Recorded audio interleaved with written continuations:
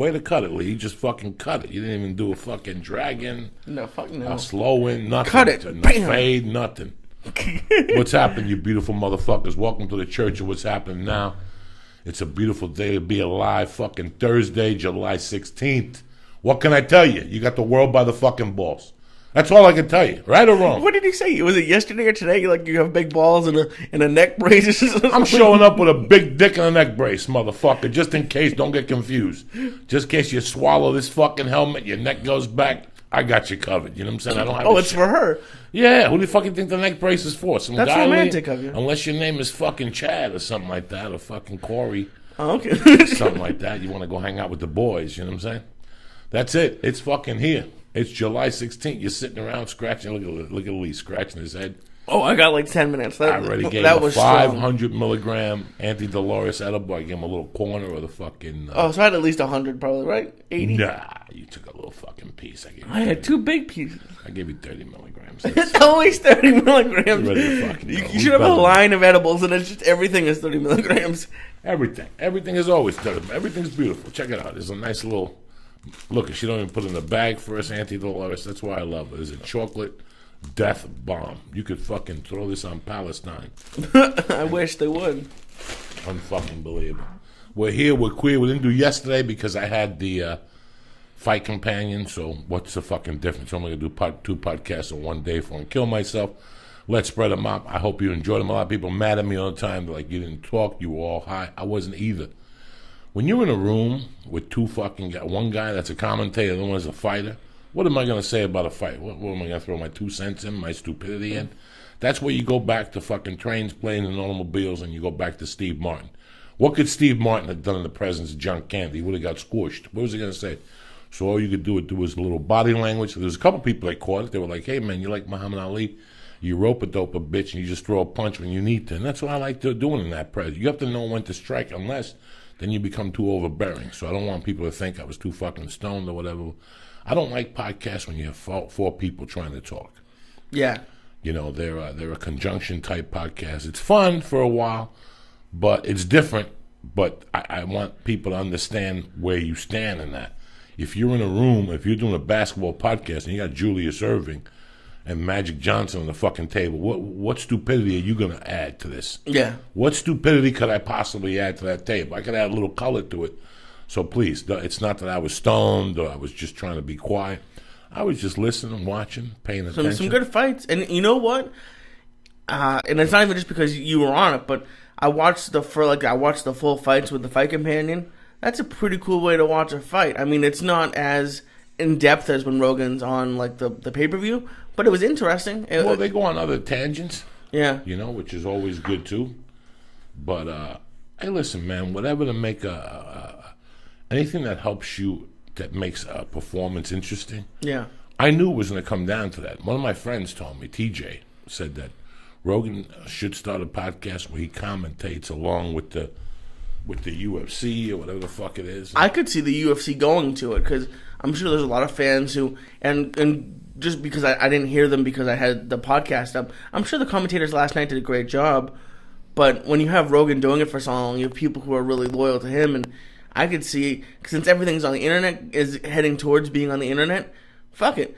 You have 3 choices of commentators.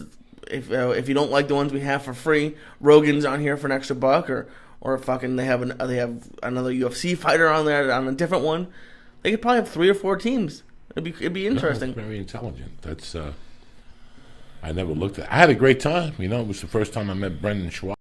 Hell of a nice guy. You know, it's amazing that 3 of my friends are 26 years old. And I've been thinking about that all night. He's 26?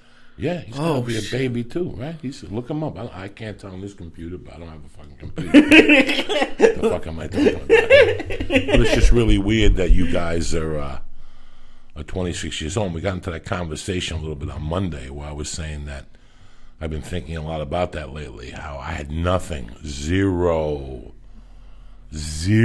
going on at 26. At 26, I was coming out of fucking prison, and the only reason why I had the things I had was because of the girl I was with. It wasn't because I was like I said, I was making $7,000 a month before I went to prison and having a hard time paying rent. Like I would have to hide from the landlord for fucking 3 days because I didn't have the money to pay rent. I always had to get an advance from my job. That's how fucked up my money situation was. That I knew how to pay rent and I knew how to pay bills and everything. I just didn't want to pay them. You know, I didn't want to pay anything on time. Did I have a credit card then? Yeah. I had a Visa with like a $500 limit that I paid. You know. Yeah. How old is he? He's 31. Yeah, 31. It's close. Close. Yeah. 5 years away. 31, 26. It's really fucking no difference. But it's amazing how I that day that you had mentioned it, that I had spoken to you about it, I went home and I was like, wow. Lee and D'Agostino and all these young guys, at least they know what the fuck they want to do at 26. They're in the ball game, you know. I bumped into somebody at the airport the other day, and we were bullshitting, and he asked me a question. He goes that he felt really bad about asking anybody else this. You ready for this? What he said to me? He goes, what? When do you realize you're going to leave your house? Did you, before you went to college, did you think you were leaving Boston? Yeah. You knew that already. Did you want to go away for college? Well, I that was maybe one of the mistakes I made. I went to a school in Boston. It was a good film school. I didn't particularly enjoy it. I kind of wish I went to Drexel in Philly, even though it wasn't as good of a program, just to get out of Boston. And it's a little bit different for me because I went to film school, so the only places you can go really are New York and LA. So it wasn't really even a choice. There's some people who stay in Boston, but and good for them, but they don't really end up doing anything. How old were you when you knew you were going to leave Boston? Oof. Honestly, when was the first time it crossed your mind? I don't know about leaving Boston. I don't remember that thought, but the joke in my family is that since I was 2, I wanted a job, an apartment, and a car. I've always wanted just to be older and out. I've never, and I had a great childhood, but it's just I've always wanted to be out and on my own, and it's just luckily. I mean, for me, I feel lucky that it was easier for me. What were the reasonings of you wanting to leave your hometown? I mean, you're a nice kid.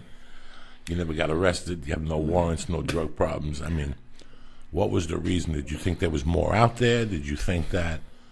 Yeah, I was bored in my hometown, and it's a great place to raise kids, but there was nothing to do. There's a Blockbuster. There's no like you said, you could hop on a bus to New York. To get on a bus, I would have had to go on like 30 or 40 minutes down the road. There's nothing where I grew up. We're going in like fucking Marines. You understand me? Welcome to church, motherfucker.